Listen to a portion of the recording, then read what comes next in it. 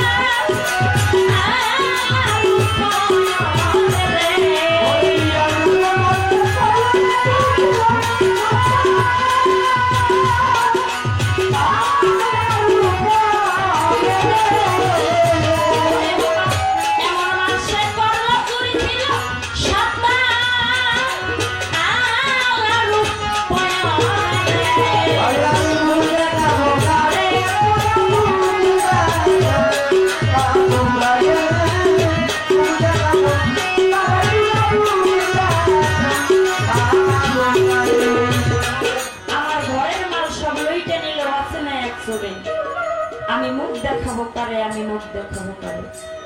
এই গানটা লেখার পিছনে একটা রহস্য আছে। বাবু কবি রশিদ সরকারের একটা ছোট মেয়ে ছিল, তিনি তো আমাদের মতো বায়নায় গান করত। হঠাৎ করে একদিন বায়না গানে চলে গেছে, বাড়িতে আইসা দেখে, মানে যে কোনো এলাকায় বাস করলে পারিবারিক সমস্যাটা সবারই বাবা থাকে। বাড়িতে আইসা দেখে তার শত্রুরা তার মেয়েটাকে পানিতে চুবাইয়ে মাইরে ফেলাইছে।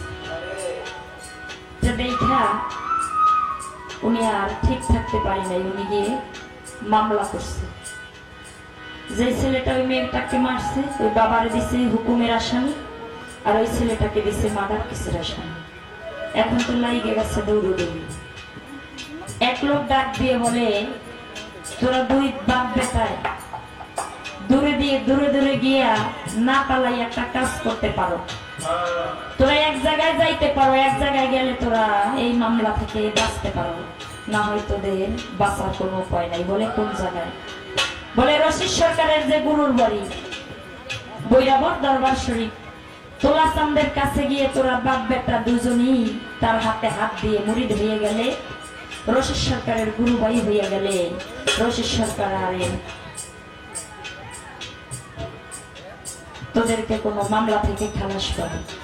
এই কথা শুই না বাবা রাতের অন্ধকারে দুই বাপ বেটা গিয়া তোলা চান্দের হাতে হাত দিয়ে তারা বায়াত গ্রহণ করেছে।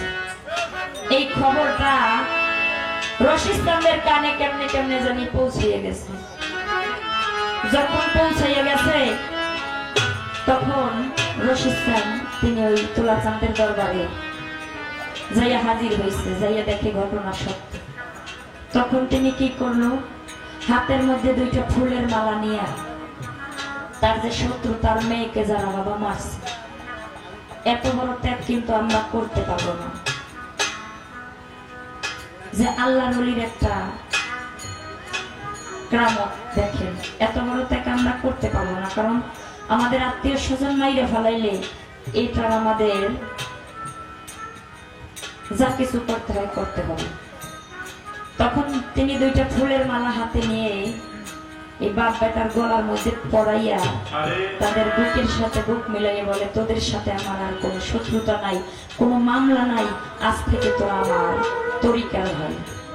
তখন এই ঘটনাটা রশিদ সরকার তোলা চান্দের সাথে শেয়ার করছে, কিন্তু উনি বলছে যে যেহেতু আমার হাতে এসে মুড়িদ হয়েছে, তোমার বিচারটা বাবা তুমিই করো, আমি আর কিছু করতে পারলাম না। তাই রশিদ সরকার তার গানের মধ্যে বলছে, সোনা বিচার দিলাম আমি যাইয়া লইয়া